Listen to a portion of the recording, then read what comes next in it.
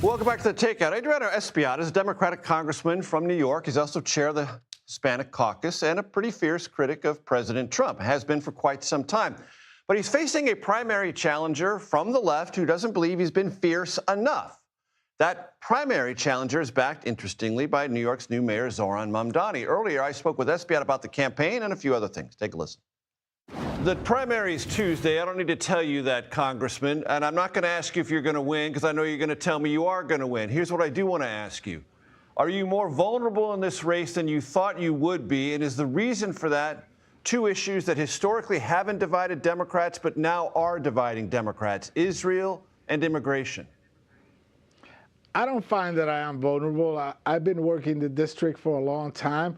People know me since the days that I was president of the 34th Precinct Community Council. I was a member of the community board there.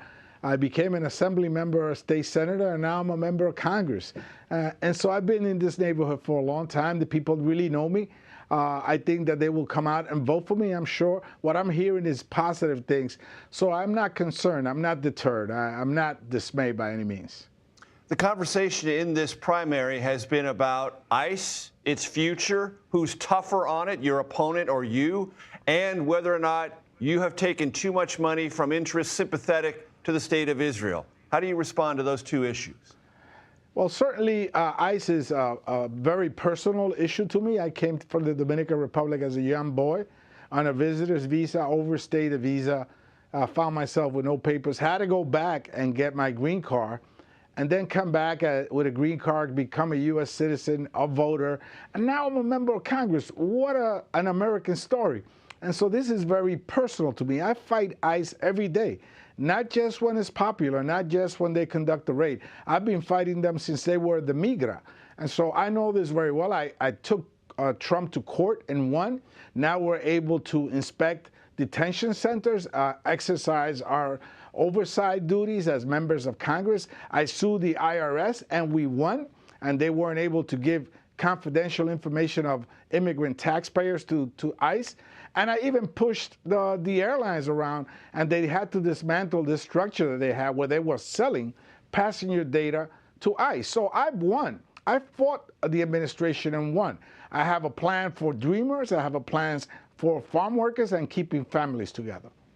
And what about Israel? Your opponent, Daria-Lisa Avila Chevalier, has said you are receiving too much money from those who support Israel and are therefore compromised in your attitude toward Israel and its policies. No one tells me how to vote but my constituents. That's been my tradition. I support a two-state solution. I support giving robust humanitarian aid to Gaza. I believe that there shouldn't be any more settlements because they don't lead to a path to peace. I think that Gaza should be developed by the Palestinians for the Palestinians. But the difference between her and I is that I believe in a two-state solution, and she doesn't believe in the existence of Israel. With regards to PAC money, I believe that we should eliminate super PACs. But she's just taken over $2 million from a rich Texan millionaire that funded Greg Abbott, the same governor that's sending busload of immigrants to New York City, that's caging kids and splitting families up. So she's speaking from both sides of her mouth. That's what gives politics a bad name.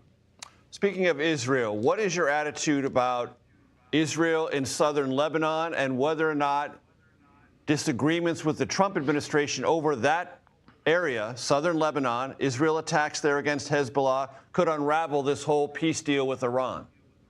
I think it's dangerous. I voted to disavow myself from any action that goes on in Lebanon. We're in the middle of a war in the Ukraine. We're in the middle of a war in the Middle East. We're involved as a country, unfortunately, in Iran. I think that's an illegal war. We shouldn't be there. We should be letting diplomacy take its course and resolving this conflict once and for all. And in the Middle East, of course, that is a two-state solution, which my opponent doesn't believe on because she doesn't believe in the existence of Israel. Do you agree with President Trump that Israel actions in southern Lebanon have been excessive and they need to draw down and get out of there? I think that the problem in the region has a first name, and a last name, and it's called Benjamin Netanyahu. I think he's an obstruction to peace. I think that in many ways that as long as he's around, we won't have real peace, and we must do better. Very good.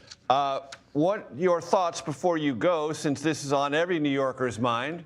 The New York Knicks won the NBA championship. They had their parade today. Were you able to make it? I wasn't able to make it, but I hope to catch up with the big bodega cat, Karl Anthony Towns. And I tell you, I waited 53 years, so I feel your pain. Tell me about Karl Anthony Towns. I know you have an interesting relationship with him. Yes, we brought Karl Anthony Towns to Dominicans on the Hill. His mother was from the Dominican Republic, and he lost many family members, including his mom, to COVID. And we brought him to have a fireside chat with Dr. Fauci. It was tremendous because he was so emotional about it and spoke from deep in his heart. And Dr. Fauci has some great things to say about the pandemic. The funniest part was when they both stood up. Dr. Fauci was about 5'6", and he's over 7 feet. That's a contrast for sure. Congressman, I appreciate the time, sir. Thank you. Thank you so much for having me.